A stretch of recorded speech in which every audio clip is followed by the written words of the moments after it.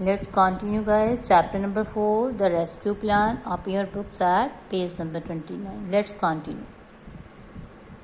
At dawn the next day, the men heard the sound of the drums and the guards shouting. They saw the priest carrying Ada and the body of her husband towards a huge fire in the distance. The men were so alarmed, they did not notice that Passepartout was not with them. Fogg grabbed a knife and was about to run to save the poor woman when suddenly everything changed. Here, dawn before the sun rising, the early morning. They heard the sound of beating of drums. Guards were shouting. Priests were carrying Ada and her husband's dead body towards a huge fire for being burned. The three men did not notice that Passepartout was not with them. Fogg grabbed a knife. Fogg seized a knife, took a knife, and ran to save the poor woman angrily.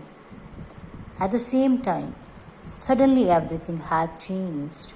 How it changed and who it changed, we will read in this paragraph. As the guards placed the platform on the fire, the body of Ada's husband stood up and began to move.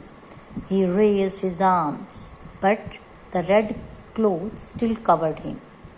He howled and waved his arm like an angry host. All the priests and guards turned around and ran into the temple in terror. Cromarty was confused. What on earth is happening? So, here, when guards were placed the dead body on the platform for cremation, the meantime, the dead body stood up and crying with pain. The body was covered with red cloth. Then that dead body, when they stood up, then body was crying a lot and move one's hand to and fro. To see this terrible scene, all the priests and guards ran to the forest in terror, in fear. Cromarty was very confused. He was thinking, in this earth, what is happening? Just then the red cloth fell. There stood Passepartout.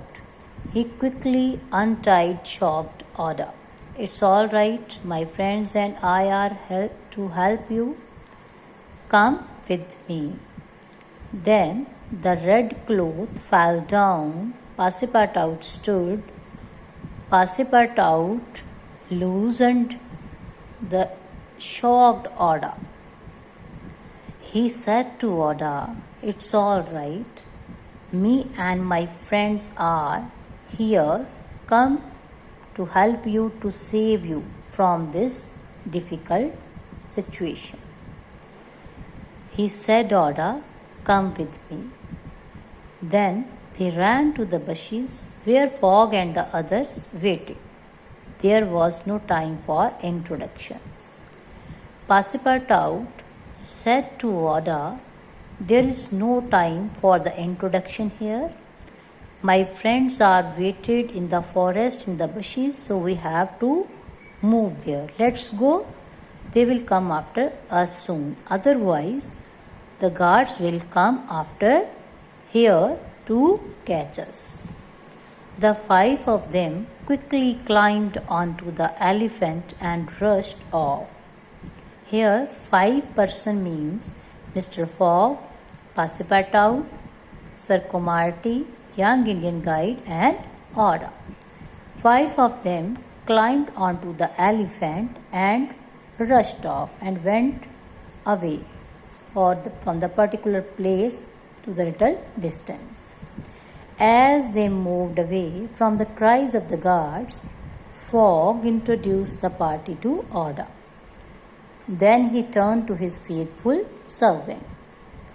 Fogg introduced Oda to his party, and then he turned to the Passepartout and praised him, said that well done. Cromarty also said, Passepartout, it's a very good job. Then, let's get out of here, said the young guide. Then, young guide said, we have to move from there. Let's get out from this place. Otherwise, the guards will come and we will catch. When they were far enough away to feel safe, the group stopped to rest. Oda smiled at Passepartout. Thank you for saving me. Passepartout, you are a hero, said Fogg, and everyone agreed with him. Here, when they feel that they were now reached at a safe place, Oda smiled. Oda thanks. Oda was feeling for gratitude for the Passepartout. And she said, thank you for saving me. Then Mr. Fogg said that, Passepartout, today you have proved that, like a hero, you have saved Oda. Okay guys, this is the summary of chapter number 4. I hope you will understand.